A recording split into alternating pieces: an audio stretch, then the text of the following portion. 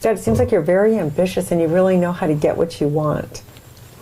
Seems like you really stay I mean, on. I didn't want to fail. Put it that way. Yeah, but I that's think a strong... I wanted to, if I was going to do it, I wanted to do it right. Yeah, you have a strong mindset. I wanted to figure it out.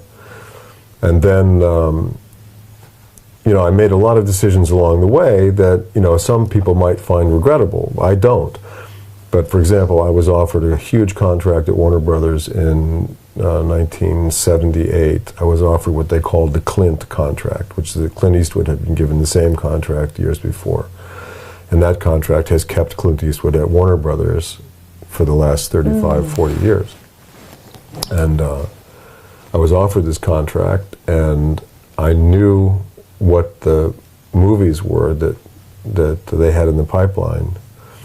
And because I knew somebody at Warner Brothers, I was aware that if I'd signed this contract, I would be starring in these movies that I just didn't like at all. And so I turned the contract down. And they said to me that I was in the president of the studio's office. I went in to sign the contract, and it was at the signing that I decided not to sign the contract. It pissed everybody off. I'm sure. But the guy running the studio at the time was a guy named Shapiro, Robert Shapiro. Bob Shapiro, they called him.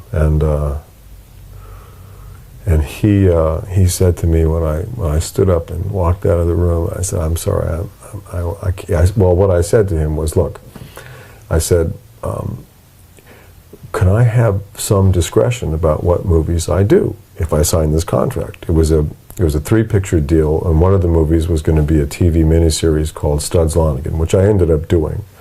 But then beyond that, there were 2 other films that I was signed up to do, and I knew what those 2 were going to be. But I just said, can I have some say in what movies I do? And he said, "Oh, well, you know, we'd never make you do a movie you didn't want to do." And I said, "Well, that's great. Then just, you know, just put that in the contract, you know, that I can have some say." And he said, "Well, we can't put that in the contract." But he said, "I promise you that you'll never have to do a movie you don't want to do." But I knew already, because I knew somebody there, that they had me ready to do these 2 movies. And I said, once again, I said, "Okay, if you're willing to, you know, give me some discretion about this, can you just throw a few words that kind of indicate that in the contract?" And he said, "No, I can't do that. You know, I can't. It wouldn't be a contract." He said, if I put that language in. And I said, "Well, in that case, I'm leaving."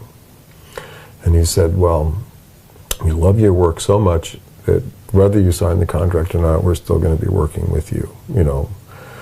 And I walked out of the room, and I didn't set foot on the Warner Brothers lot for 13 years after that.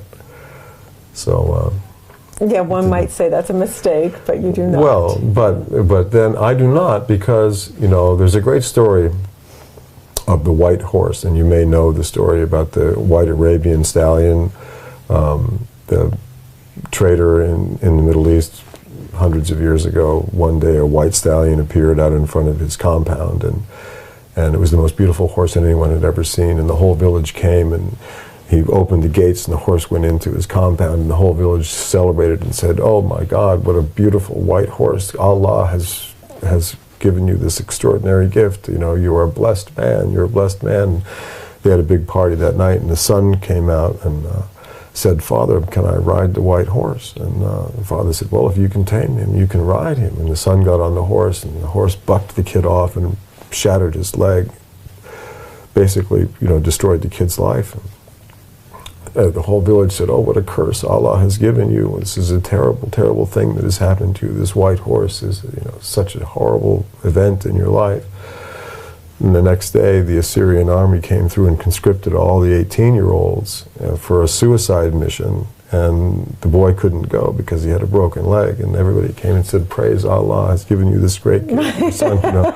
And so the story goes on and on and on like that. And that really is, you know, to accept these decisions that we make in our lives and know that, you know, and not to second guess them, because that decision led to other things in my life that have been great gifts. And had I signed the Warner Brothers contract, I probably would have become a huge movie star.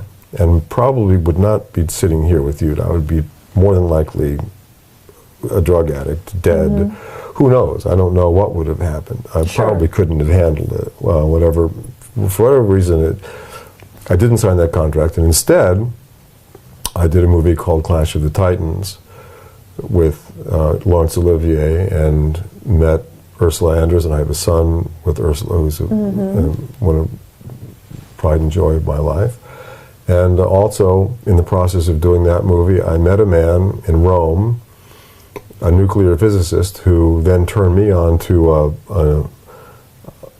an idea that he had that has given me my life's work, has given me the one thing in my life that has given me more joy and more incentive, more inspiration than anything else. And had I signed the Warner Brothers contract, I never would have met that man. And as a result, I started a company in 1997 that is working on a new way to make electricity that is completely pollution-free, that will be able to satisfy the global thirst for energy for the next 20,000 years and mitigate global warming, mitigate our need for fossil fuels, and be the kind of answer to the entire energy issue in the world. And that's something that, had I signed the Warner Brothers contract, never would have happened.